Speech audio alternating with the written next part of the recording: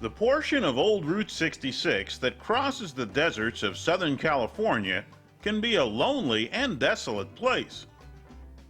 But it is a fun place to explore, and we did exactly that with our Lexus LX 570.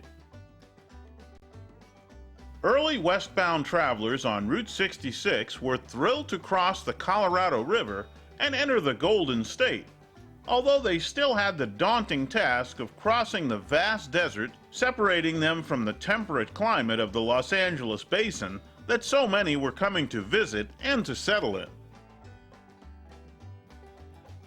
We did this trip in the opposite direction and joined Route 66 at the top of the Cajon Pass, north of the San Bernardino area. Traffic now flows along Interstate 15, which covers the original path of Route 66 as it passes over the summit of the mountains. In the city of Victorville, we exited the interstate and began following the Mother Road. This area has undergone explosive growth in recent decades, but Route 66 can take you back in time as you pass through the old downtown area of Victorville. While many original settlers came to the region in search of gold, cement became a major industry and remains so today.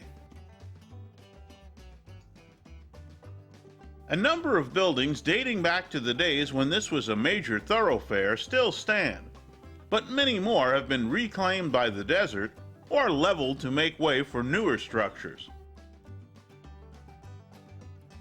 The Bottle Tree Ranch near Hellendale is one man's tribute to desert scavenging and the artwork it can yield, and is the kind of sight you won't see when you travel only on the interstate.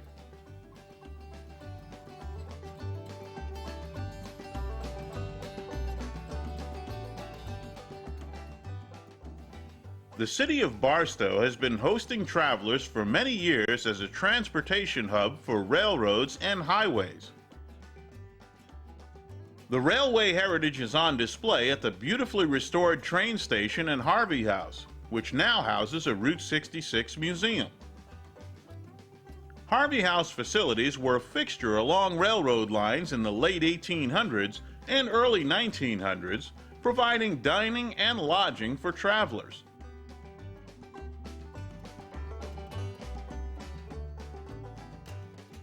From just east of Barstow to the area of Needles, California, Old 66 pretty much parallels Interstate 40, moving a bit to the south and a bit to the north. Most of the sparse traffic that you'll find using the old road in this area is either local or railroad maintenance crews tending to the nearby tracks, a near constant companion along many portions of Route 66. Between Daggett and Newberry Springs, you'll come upon an old agriculture inspection station where vehicles entering California were stopped and searched for contraband plants.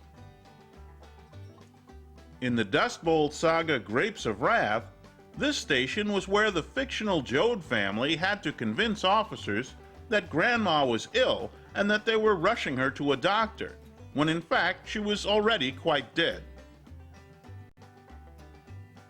The pavement surface across the desert is generally well worn, showing the ravages of time and extreme temperatures. Our LX 570's adjustable suspension was just the ticket to smoothing things out for us, though.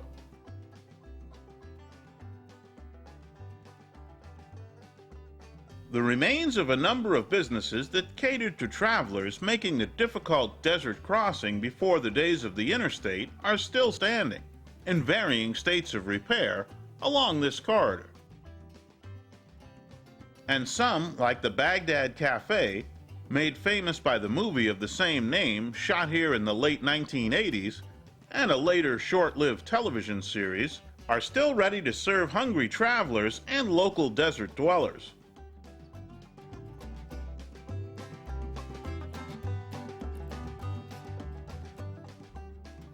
Near Amboy, you'll find the Amboy Crater, a national natural landmark. About 1,500 feet across, and rising some 250 feet above the desert floor, the crater was formed from volcanic activity that ceased only about 500 years ago. Cinders from the eruptions cover nearly 25 square miles of the area. In the town of Amboy itself, Roy's Cafe and its adjacent motel and service station have also been featured as movie and television locations over the years. The facility is now reopened and presently undergoing restoration to provide more services to modern-day highway travelers.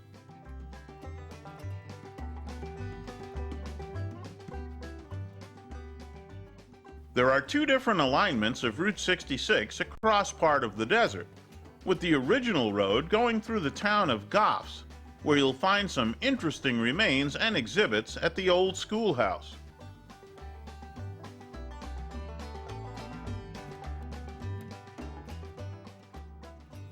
The city of Needles has been a center of activity along the Colorado River for many years.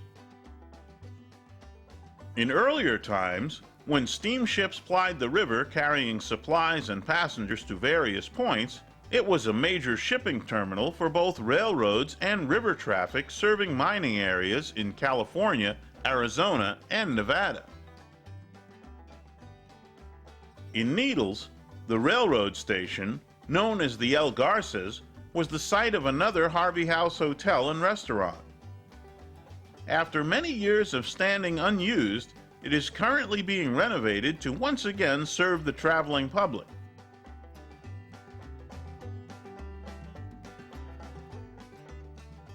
East of Needles, a now barely used section of Route 66 deteriorates into a mixture of rough dirt, broken pavement, and huge fissures created by rain runoff.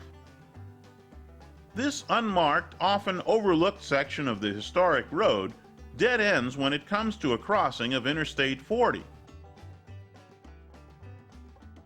If you're driving a capable four-wheel drive vehicle like our Lexus, rather than doubling back and getting on the interstate to go farther east, you can head down an embankment and into a wash that will cross under the freeway and bring you out to the remaining section of Route 66.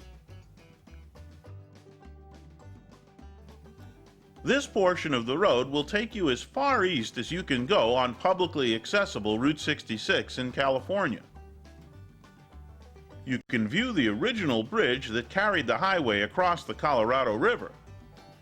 It now carries a gas pipeline between Arizona and California.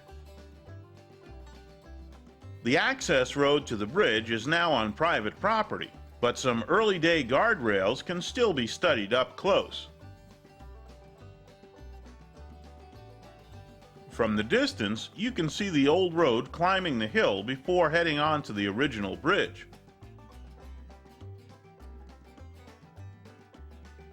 At this point, we turned our Lexus back toward our home base in the Los Angeles area, having had a very pleasant drive through an area that posed serious challenges for earlier day motorists. Our highway history lesson was over for now, and the LX570 provided us with the kind of luxury, comfort, and capability that drivers in Route 66's heyday would never have even dreamed of.